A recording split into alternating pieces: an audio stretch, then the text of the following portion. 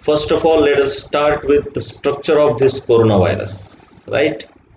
Basically, ये corona virus जो है इस तरीके से बना है। एक उसके कंप्लीटली बाजू में प्रोटीन है, राइट? आपको पता होगा।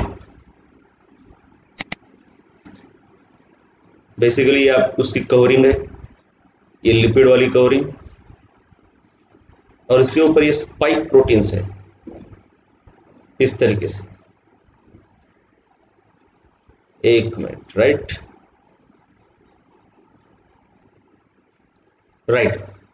सो बेसिकली कोरोना वायरस क्या है? इस तरीके से एक राउंड शेप का है, दिस वन, इस तरीके से मान लो।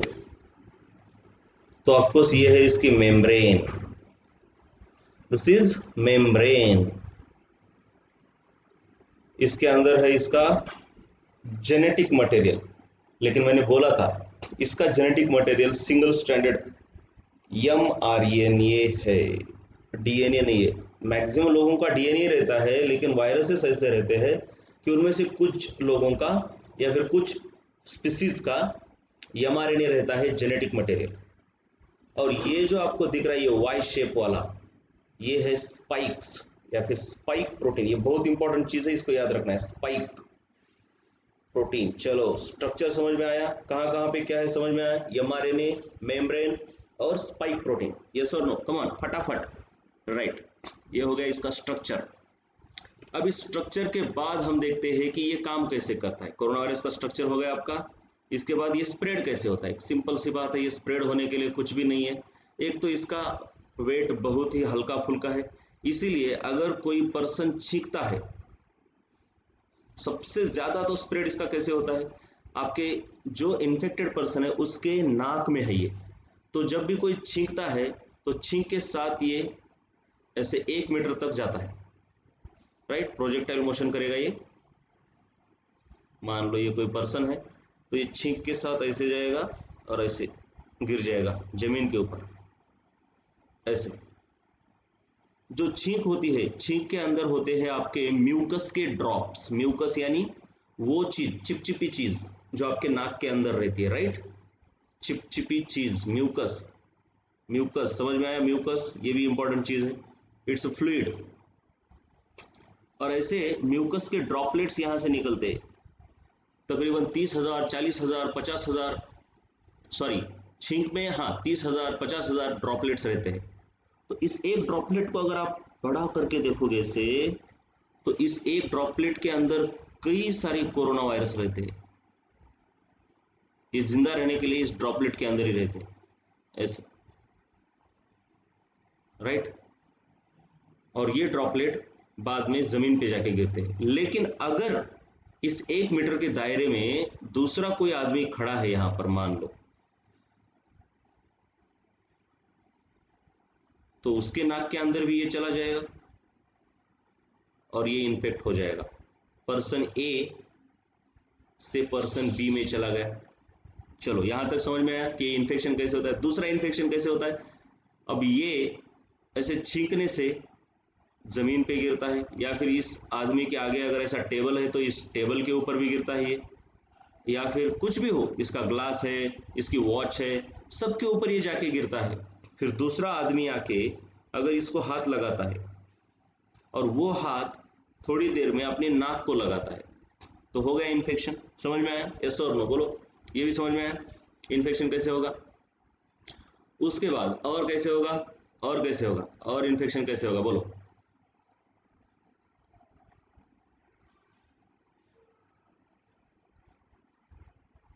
Very good, shaking hands. एक तो सबसे ज्यादा डेंजरस इन्फेक्शन यही है, डायरेक्टली इसकी नोज से आपकी नोज में जाना।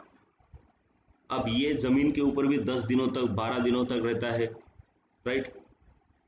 या फिर और किसी चीजों में ये रहता ही है, मतलब ग्लास के ऊपर रहेगा, जमीन के ऊपर 10 दिनों तक नहीं, लेकिन हर चीज के ऊपर कुछ घंटों तक या कुछ दिनों तक रह सकता है, आपको पता ही है, राइट? तो इसीलिए आपको हाथ, मतलब हाथ लगाने से भी ये इन्फेक्शन हो सकता है, किसी चीज को छूने से भी इन्फेक्शन होता है। तो ये हो गया इसका स्प्रेड होने का एक जरिया। तीसरा है फिर मास्क क्यों जरूरी है। तो सिंपल सी बात है, सब बहुत ही सिंपल सी बात है। अगर आपने यहाँ पे मास्क लगा रखा होगा, इसने मास्क अगर लगा रखा है तो कोरोना वायरस आएगा, लेकिन इसके मास्क के ऊपर आएगा, अंदर नहीं जाएगा। लेकिन ये इतना इंपॉर्टेंट नहीं है। जो इन्फेक्टेड पर्सन है उसने मास्क लगाना ज्यादा इंपॉर्टेंट है, या जो नॉन इन्फेक्टेड है उसने लगाना। बोलो एक बार, मास्क किसने लगाना ज्यादा इंपॉर्टेंट रहेगा। देखो, जो इन्फेक्टेड है उसने मास्क लगाना बहुत इंपॉर्टेंट है, बहुत इंपॉर्टेंट है, लेकिन ज्यादा इंपॉर्टेंट इन्फेक्टेड है, क्योंकि उसके अंदर से ही कोरोना वायरस बाहर आ रहा है। तो इसने ही मास्क लगाया तो बाहर वायरस ही नहीं आएगा, लेकिन फिर भी इसने भी लगाना इंपॉर्टेंट है, दोनों इंपॉर्टेंट है, इसका ज्यादा इंपॉर्टेंट रहेगा। अब इसने मास्क लगाया तो होगा क्या कि डायरेक्टली कोरोना वायरस नहीं जाएगा, लेकिन मास्क से आप ही देखो कितना इन्फेक्शन रेट कम होता है। डायरेक्ट नहीं जाएगा, लेकिन आप अगर यहाँ पे हाथ लगाते हो और ये हाथ मास्क निकाल के आप फिर हाथ मुंह को लगाते हो तो भी हो सकता है, राइट। सो मास्क प्रिवेंट्स डायरेक्ट इन्फेक्शन, मतलब टू वेरी ग्रेट एक्सटेंट, ठीक है। उसके बाद सैनिटाइजर की क्या जरूरत है, सिंपल सी बात है, मैंने बोला कोरोना वायरस की ये मेम्ब्रेन है जो कि ऑर्गेनिक मटेरियल से बनी हुई है। याद रखना है, मेम्ब्रेन ऑर्गेनिक मटेरियल से बनी हुई है। ये प्रोटीन्स है, भूलना नहीं, ये स्ट्रक्चर बहुत इंपॉर्टेंट है उसका, स्पाइक प्रोटीन बोलते हैं उसको। और आपने देखा इसका नाम कोरोना क्यों है। अरे ये सबसे पहले ये तो देखो इसका नाम कोरोना क्यों है, क्योंकि इसको देख के ऐसे लगता है कि ये वायरस के ऊपर राजा का मुकुट बैठाया गया है। राजा का मुकुट मतलब क्राउन, क्राउन को बोलते हैं राज मुकुट। तो ऐसा लगता है कि ऐसा वायरस है जिसने ताज पहना है, तो ताज मतलब क्राउन होता है, इसलिए इसको कोरोना वायरस बोलते हैं। क्राउन कोरोना, ऐसा नहीं कि कोरोना वायरस पहला है, ऐसी उनकी फैमिली है, बहुत सारे कोरोना वायरस पहले भी आ चुके हैं, ये उसका एक मेंबर है। कोरोना वायरस जो कि फैला रहा है ये डिसीज कोविड-19। चलो, क्राउन से उसका नाम आया कोरोना, समझ में आया, ये भी क्राउन से उसका नाम आया कोरोना। इसके बाद है मास्क का बात, मास्क की बात तो हो गई, अब है सैनिटाइजर की बारी। Why sanitizer is necessary. तो बेटा सैनिटाइजर में क्या होता है, ठीक से देखो, ये सैनिटाइजर में आपका अल्कोहल होता है जो कि एक ऑर्गेनिक मटेरियल है। आपको बाद में पता चलेगा लाइक डिजॉल्व्स लाइक बोल के एक चीज होती है, लाइक डिजॉल्व्स लाइक, मतलब ऑर्गेनिक सब्सटेंसेस ऑर्गेनिक में डिजॉल्व होते हैं और इनऑर्गेनिक सब्सटेंसेस इनऑर्गेनिक में। अब मैंने बोला कि ये जो मेम्ब्रेन है इस बच्चे की, ये ऑर्गेनिक मटेरियल से बनी है, और ये अल्कोहल या फिर आपका सोप साबुन ये भी ऑर्गेनिक रहते हैं। तो जब भी आप इस सैनिटाइजर से धोते हो हाथ को या किसी चीज को, तो वो क्या करते हैं, इसके ऊपर की मेम्ब्रेन को डिसॉल्व कर देते हैं या फिर गायब कर देते हैं, तो हो गया इसका काम तमाम। चलो ये भी समझ में आया सैनिटाइजर काम क्या करता है, बोलो फटाफट बोलो।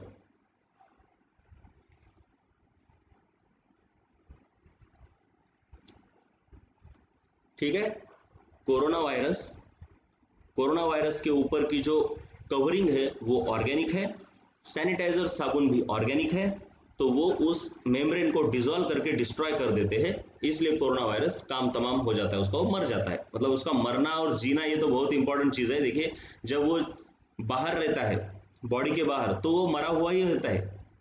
मरने का मतलब क्या है कि वो रिप्रोड्यूस नहीं करता, और जब बॉडी के अंदर जाता है तभी वो रिप्रोड्यूस करता है, तो उसको बाहर बॉडी के बाहर मरा हुआ ही कहते हैं। लेकिन बॉडी के बाहर मरा हुआ होता है लेकिन इन्फेक्शियस होता है, मतलब किसी के अंदर जाएगा तो जिंदा हो जाता है क्योंकि उसकी मेम्ब्रेन है।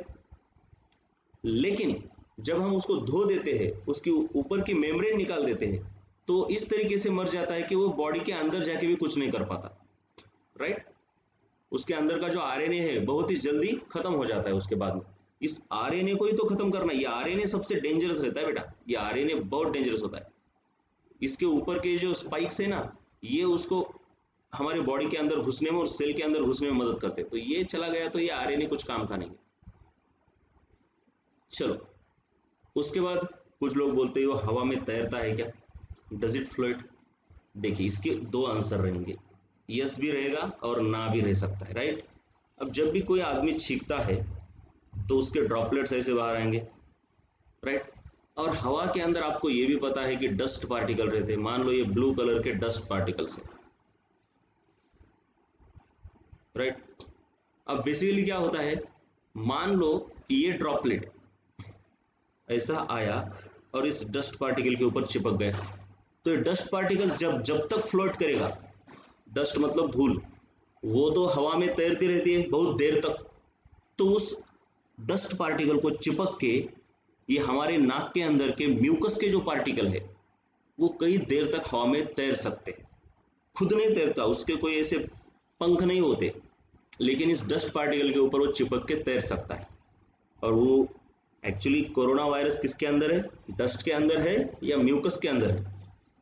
ऑफ कोर्स म्यूकस के अंदर है, लेकिन ऐसे खुद से कोरोना वायरस तैरता नहीं है। जैसे ही आप छींकते हो वो ऐसे नीचे जाके गिर जाएगा, इसलिए 1 मीटर से ज्यादा दूरी बरतने के लिए कही जाती है, राइट। उसके बाद how does it infect, now this is the most important part, this is the most important part. चलिए, ये इन्फेक्ट कैसे करता है? चलो भाई, सबसे पहले तो आपके नाक के अंदर जाएगा ये, राइट।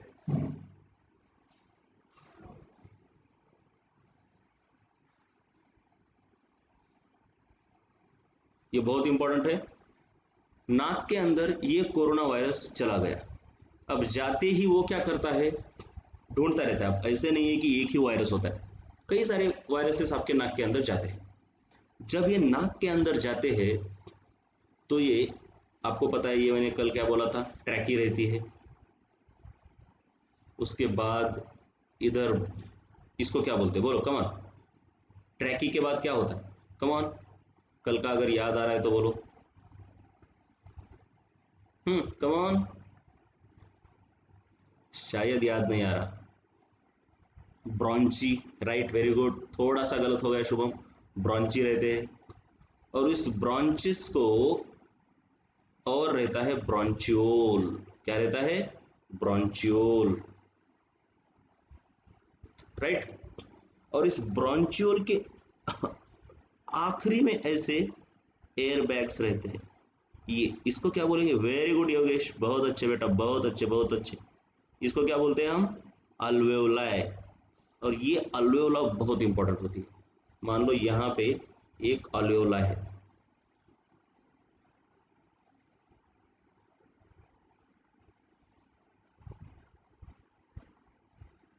राइट। ये अल्वेओला बेसिकली देखिए, ये लंग्स के अंदर है, ये सब कुछ अब ये लंग्स के अंदर है आपका, ये ऐसा लंग्स है, फेफड़े जिसे बोलते हैं हम, फुफ्फुस, राइट। ये लंग्स, डायग्राम बड़ी ही डिस्प्रोपोर्शनेट बन रही है, लेकिन ठीक है, समझना है हमको। अब इस अल्वेओलाई के बाजू में हमारी कोशिकाएं रहती है, कैपिलरीज जिन्हें हम बोलते हैं, ब्लड वेसल्स, ये ऐसे, राइट, ये ब्लड, और ये नीचे हार्ट रहता है हमारा।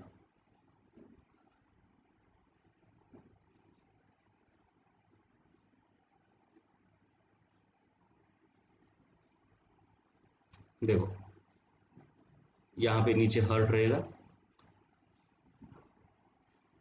बहुत बड़ा है हार्ट भी वैसे। तो देखो बेटा, ये आ गई हार्ट के अंदर से,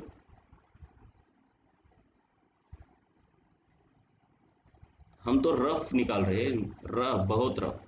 और ये आ गया ये इधर, फिर हार्ट से पाइपलाइन पूरी बॉडी को जाती है, वो अलग सी बात है, बाद में देखेंगे। अब बेसिकली क्या होता है, ये हार्ट के अंदर जो ब्लड है, जो हार्ट से निकला है, उसके अंदर कार्बन डाइऑक्साइड होता है, ये हमने पिछले साल भी देखा है। इसके अंदर काफी मात्रा में CO2 रहता है, राइट। ये ग्रीन कलर का, अब ब्लड तो है ही इसके अंदर, वो मैं नहीं दिखा रहा, समझ लो कि ब्लड है ही उसके अंदर, लेकिन ये ग्रीन कलर का कार्बन डाइऑक्साइड है। और हम नाक से एयर लेते हैं, उसमें रहता है ऑक्सीजन, बहुत ज्यादा ऑक्सीजन रहता है।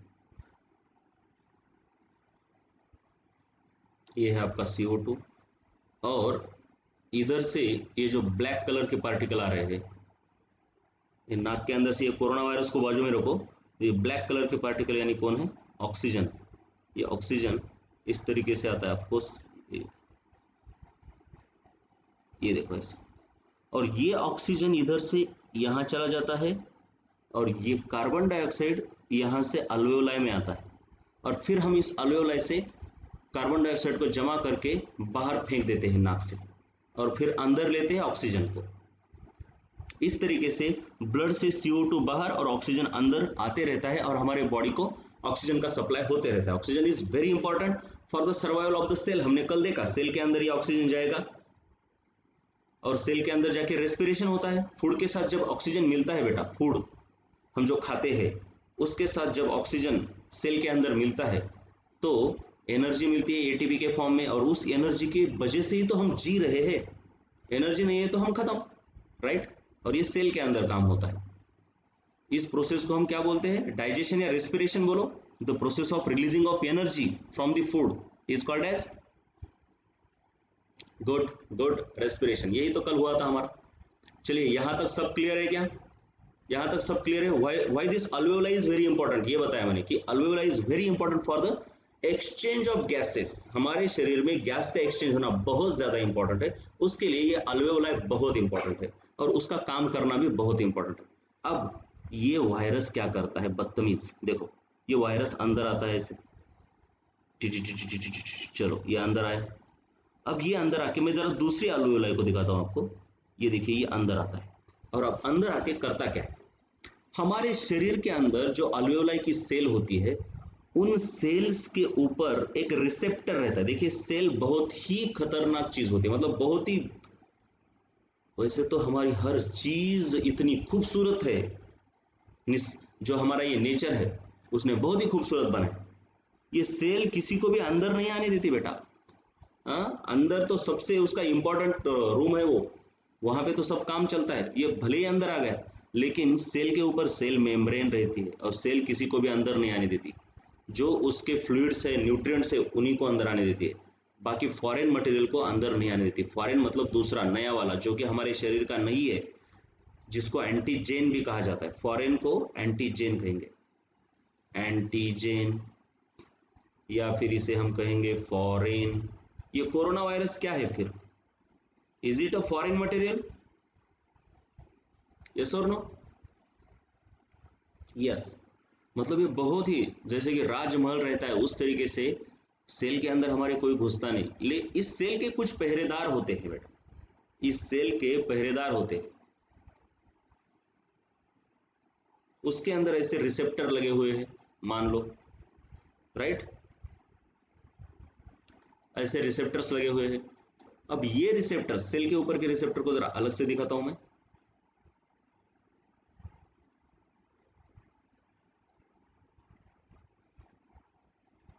कुछ भी हो, ऐसे कुछ रिसेप्टर रहते हैं, मान लो ऐसे ही है। अब जब तक के लिए समझ लो, सेल के ऊपर के रिसेप्टर ये देखो ऐसे रहेंगे, ऐसे मान लो, ठीक है? ये रिसेप्टर यानी ये सेल के चौकीदार होते हैं। रिसेप्टर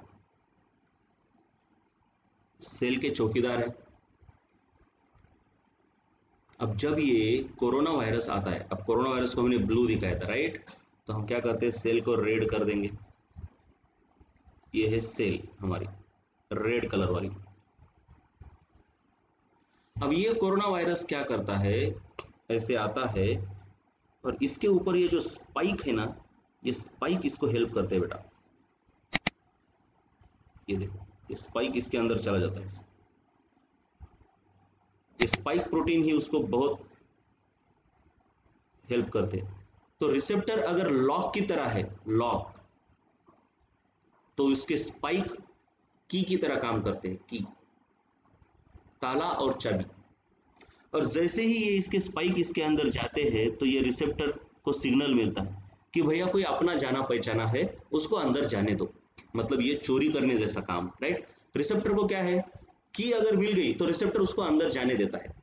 चलो बात समझ में आई? यस और नो बोलो। हमारी सेल है, सेल के ऊपर रिसेप्टर है और उस रिसेप्टर को और हम ताला बोल रहे हैं, तो उस ताले को खोलने का काम कौन कर रहा है? कोरोना वायरस के ऊपर लगा हुआ, बोलो कौन? कोरोना वायरस के ऊपर लगा हुआ कौन? स्पाइक। बहुत अच्छे, बहुत ही अच्छे। कोरोना वायरस के ऊपर लगा हुआ स्पाइक है जो कि वो काम कर रहा है।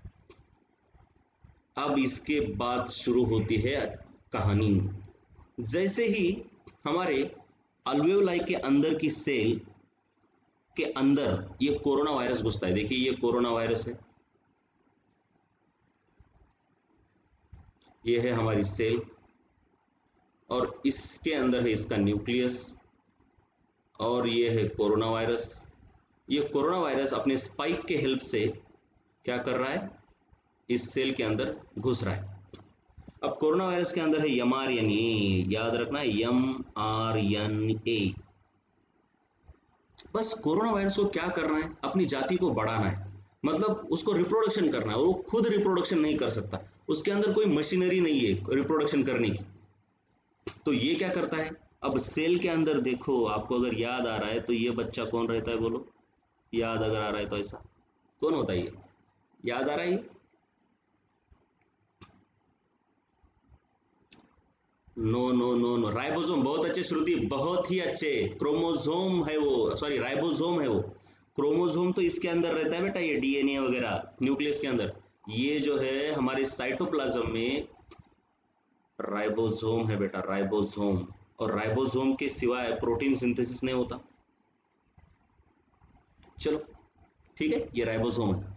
अब ये कोरोना वायरस जैसे ही इसके अंदर जाता है तो अपना mRNA यहाँ पे छोड़ देता है। अब बोलो, ये mRNA का मतलब क्या है यार? इस mRNA के अंदर कोडॉन होंगे। अरे कोडॉन होंगे या एंटी कोडॉन? बोलो एक बार।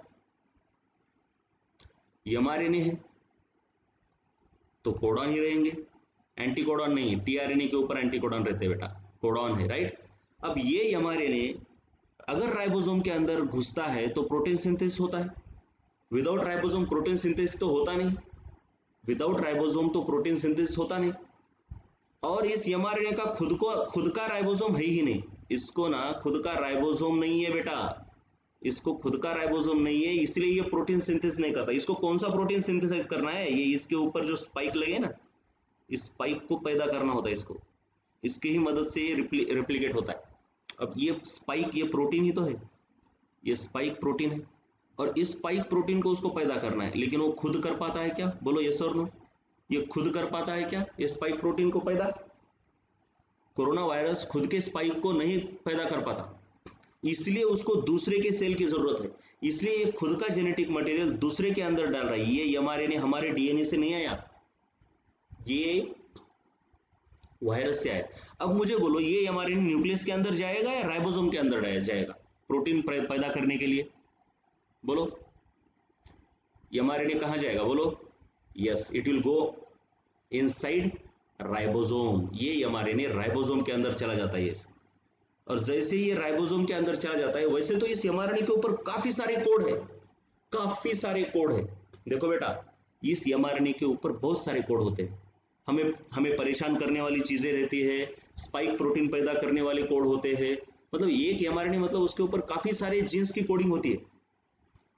तो इस राइबोसोम की हेल्प से ये स्पाइक प्रोटीन्स पैदा करता है। सिर्फ स्पाइक ही नहीं, कोरोना वायरस को बनने के लिए जो चीजें लगती है वो सब चीजें अपने हमारे राइबोसोम से वो क्या करता है? प्रोड्यूस कर लेता है, काफी सारे प्रोटीन प्रोड्यूस करता है। और जैसे ही ये स्पाइक प्रोटीन्स पैदा हो जाते हैं, फिर मेम्ब्रेन को भी पैदा करता है, तो ये सब एक साथ आके एक नया कोरोना वायरस बनाते हैं। मतलब ये सेल के अंदर से ऐसे बाहर निकलते हैं धीरे से, जैसे कि बर्ड निकल आया हो। बर्ड का मतलब क्या है? कोम्भ। किसी पेड़ के ऊपर बर्ड कैसे निकल के आता है? नया पेड़, छोटा सा। इस तरीके से हमारे सेल के ऊपर से ये निकलता है। और ये स्पाइक प्रोटीन ये खुद एक नया mRNA भी पैदा कर लेता है, और इसके अंदर ही। तो इस तरीके से हमारी खुद की सेल कोरोना वायरस के रिप्रोडक्शन की फैक्ट्री बन जाती है। यस और no? Reproduction of corona virus. Reproduction of corona virus, उसकी फैक्ट्री बन गई है, इसकी फैक्ट्री बन गई बेटा, ये फैक्ट्री। तो धीरे अब हमारे सेल को तो पता नहीं है क्या करना है, उसको तो एमआरएनए मिल गया, एमआरएनए मिल गया तो कोरोना वायरस की चीजें पैदा कर रही है, पैदा कर रही है, पैदा कर रही है, कितनी पैदा कर रही है। तो एक सेल के अंदर से कई सारे कोरोना वायरस पैदा हो रहे हैं, बहुत सारे। अब ये हो गया, अब ये सब चीज होने के लिए कुछ दिन लगते हैं बेटा, इसलिए कोरोना वायरस ना नाक के अंदर घुसते ही सिम्टम नहीं दिखाता, आपको कुछ नहीं होता 10 दिनों तक। तो ये 10 दिनों तक क्या करता है पता है क्या, ये एक्चुअली आपको मारने की तैयारी कर रहा होता है आप सेल के अंदर। 10 दिनों तक कुछ नहीं होता हमको, 4, 5, 10, 12 दिनों तक। तो ये जो 10 दिन होते हैं फ्रॉम द इन्फेक्शन, मतलब आपके नाक के अंदर गया उसको इन्फेक्शन बोलेंगे, वहां से सिम्टम आने के लिए 10 दिन लगते हैं। तो इसको बोलते हैं incubation period, incubation, right. Corona virus हमारे नाक के अंदर चला गया, नाक के अंदर से ब्रोंची से लंग्स के अंदर अल्वेओलाई में चला गया। अल्वेओलाई के अंदर जो सेल्स है उसके ऊपर जो रिसेप्टर है, उस रिसेप्टर को लॉक हम बोल रहे हैं, उस रिसेप्टर के ऊपर इसका स्पाइक चला गया, और वो स्पाइक उसके अंदर चले जाने से सेल ने कोरोना वायरस को अपने अंदर जाने दिया। जैसे ही सेल के अंदर कोरोना वायरस का एमआरएनए चला जाता है, वो एमआरएनए हमारे सेल के राइबोसोम का इस्तेमाल करके खुद के प्रोटीन को और खुद के सेल मेम्ब्रेन को और एमआरएनए को रिप्रोड्यूस करता है, पैदा करता है, और नए कोरोना वायरस बनते रहते हैं। बहुत सारी संख्या में ये कोरोना वायरस बनते हैं, बहुत सारी संख्या में। जैसे ही ज्यादा कोरोना वायरस बन जाते हैं, उसकी एक टीम बन जाती है, तब वो हमारे बॉडी के ऊपर अटैक करना शुरू करता है। This is called as the infection. Infection समझ में आया? इन्फेक्शन और इंक्यूबेशन, ये दोनों चीजें समझ में आई क्या? बोलो एक बार फटाफट।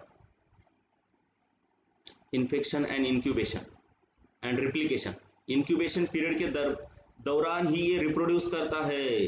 अब ये बात आती है कि ये कोरोना वायरस हमारे अल्वेओलाई में ही क्यों जाता है, लंग्स में ही क्यों जाता है, ब्रेन में क्यों नहीं जाता है ना, हाथ में क्यों नहीं जाता, हाथ को क्यों खराब नहीं करता?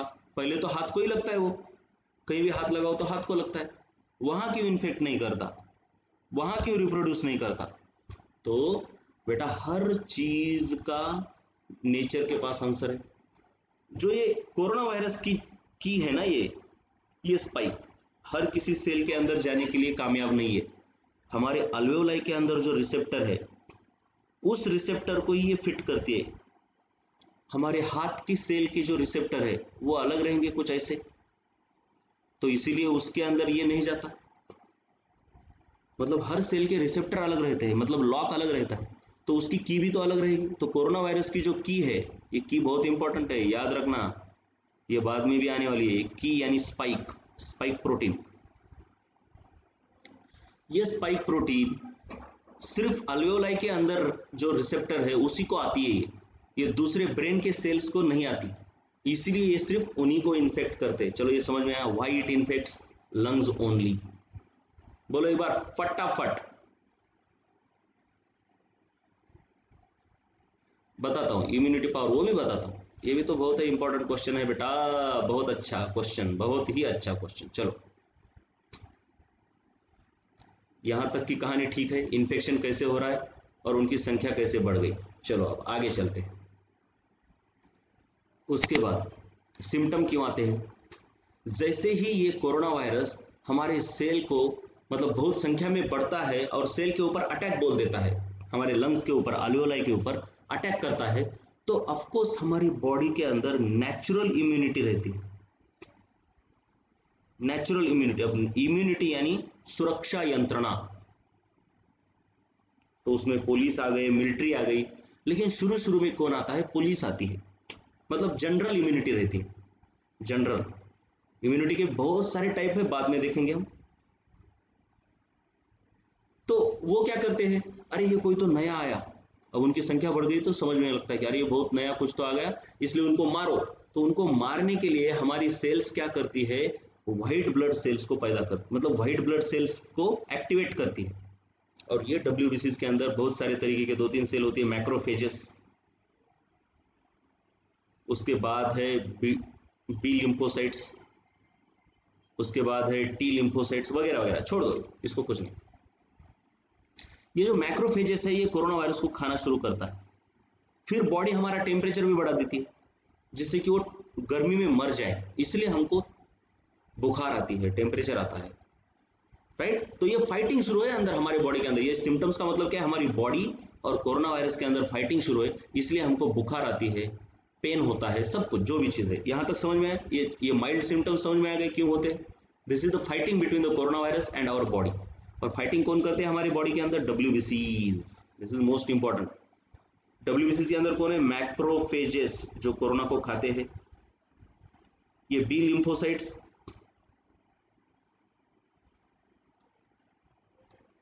बी लिम्फोसाइट्स थोड़ी सी देर लगाते हैं बेटा काम करने में। ये बहुत असरदार होते हैं, लेकिन ये देरी से काम करते हैं। It takes long time. इसीलिए कोरोना वायरस तब तक हमारी बॉडी को खराब कर देता है, ये बाद में पैदा हो जाती है। इनको हम एंटीबॉडीज भी कहते हैं। ये क्या करती है ये बाद में देखेंगे। तो सिम्टम्स क्यों आते हैं ये भी समझ में आ गया, राइट। अब डेथ कैसे होती है? डेथ तो बेटा डेथ ऐसे होती है कि अब ये कोरोना वायरस जैसे ही हमारे शरीर के अंदर फैलने लगता है तो हमारा शरीर उसको मारने की कोशिश करता है। और मारने के लिए ये क्या करता है, हमारे शरीर के अंदर मतलब म्यूकस पैदा होता है। म्यूकस यानी चिपचिपा पदार्थ। इसको मारने के लिए ऐसे म्यूकस पैदा होगा। ये म्यूकस, इसको मारने के लिए बहुत ज़्यादा म्यूकस पैदा होगा, बहुत ज़्यादा। अब इतना ज़्यादा म्यूकस यहाँ पे पैदा करोगे तो ये जो एयर बैग है अल्वेओलाई, वो म्यूकस से भर जाती है, लिक्विड से भर जाते हैं। म्यूकस से भरने के बाद होता ये है, कोरोना वायरस को मार तो रही है ये, लेकिन हम गैस का एक्सचेंज नहीं कर पाते। यस और नो बोलो। कोरोना को मारने के लिए म्यूकस पैदा किया बॉडी ने, और वो म्यूकस अल्वेओलाई में भर गया, और इसीलिए गैस का एक्सचेंज नहीं हो रहा। अब गैस का एक्सचेंज नहीं हो रहा तो बॉडी को ऑक्सीजन नहीं मिल रहा ना बेटा, जितना चाहिए उतना ऑक्सीजन नहीं मिल रहा। इसलिए हमको बहुत ज्यादा ब्रीदिंग करने का हम कोशिश करते हैं, बहुत ज्यादा ऐसा इस तरीके से। लेकिन फिर भी ये लिक्विड भरा है ना इस अल्वेओलाई के अंदर, ये लिक्विड भरा है, इसीलिए कुछ नहीं हो पाता। आगे का पार्ट हम कल देखेंगे, राइट, कल देखेंगे। अभी तक जितना है इतना।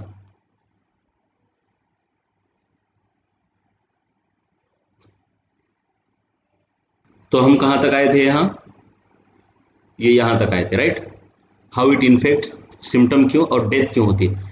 तो ये पूरा भर जाता है हमारा अल्वेओलाई, और ये भरने की वजह से गैस का एक्सचेंज नहीं होता, हमारी बॉडी को ऑक्सीजन की कमी पड़ती है, इसलिए हमको वेंटिलेटर पर रखा जाता है, जिससे कि ज़्यादा ऑक्सीजन हमारे बॉडी को मिले। लेकिन फिर भी अगर ये बढ़ते ही जाता है म्यूकस, ये पूरे अगर भर जाते हैं तो हम बोलते हैं कि ये डैमेज हो रहा है, हमारा हार्ट डैमेज होते रहता है धीरे धीरे। और ये म्यूकस भरते भरते भरते बाद में इस ब्रॉन्चस में आता है। तो ब्रॉन्चस में जब आता है तो इन्फेक्शन बहुत बढ़ गया, और फिर बाद में बचने की उम्मीद कम रहती है। तो गैस एक्सचेंज ना होने की वजह से और बॉडी को ऑक्सीजन ना मिलने की वजह से हमारी डेथ हो जाती है। चलो डेथ क्यों होती है समझ में आया बेटा? व्हाई डेथ ऑकर्स समझ में आया? बोलो फटाफट, राइट। और लास्ट पॉइंट, अभी वैक्सीन का बाद में देखेंगे, अब बस कवर करते ये वाला। यंग और अडल्ट में क्या है? तो सिंपल सी बात है, अडल्ट के अंदर उनकी जो इम्यूनिटी पावर रहती है उतनी रिस्पॉन्सिव नहीं रहती। यंग्स में इम्यूनिटी पावर बहुत ज्यादा रिस्पॉन्सिव रहती है, इसलिए जब भी कोरोना वायरस अटैक करता है, मैंने बोला ना हमारी नेचुरल इम्यूनिटी रहती है, वही उसको सबसे पहले खत्म करने की कोशिश करती है।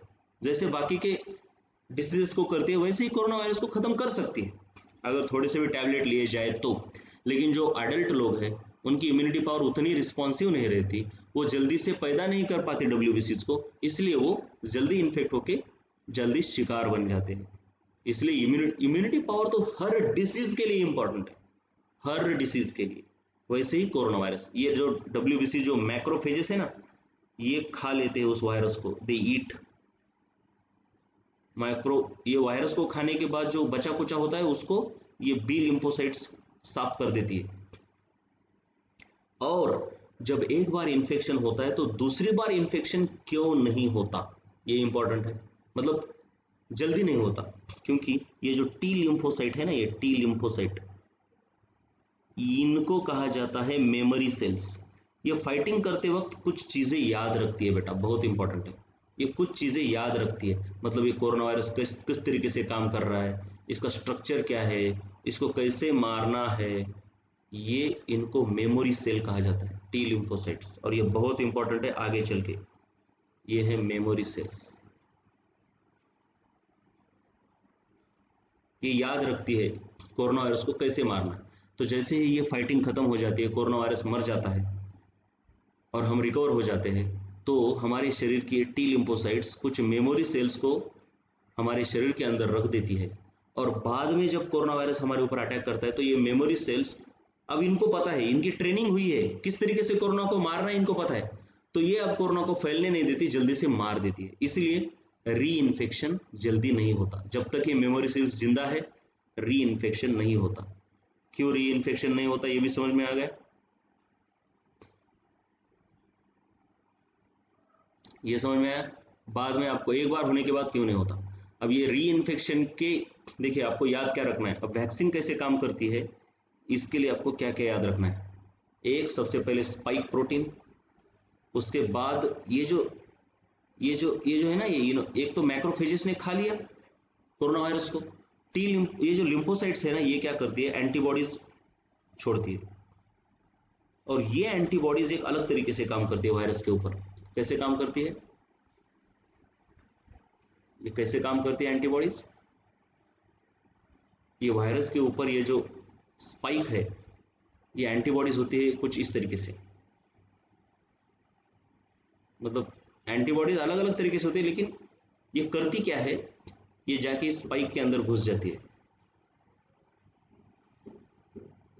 ये देखो, ये स्पाइक के अंदर घुसने की वजह से अब वायरस का काम तमाम। बात सही ना, ये स्पाइक ही तो है जिसकी वजह से वो नए सेल में घुसता है और वहां फैक्ट्री पैदा करता है। तो अब स्पाइक के अंदर जैसे एंटीबॉडी घुस गई तो वायरस सेल के अंदर जा पाएगा या नहीं, बोलो बोलो, नहीं जा पाएगा।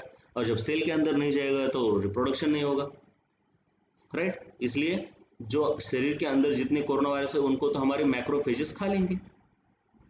तो ये है एंटीबॉडीज का काम। एंटीबॉडीज क्या करती है, इस स्पाइक को ही लॉक कर देती है, राइट। अब हम वैक्सीन काम कैसे करते हैं परसों देखेंगे।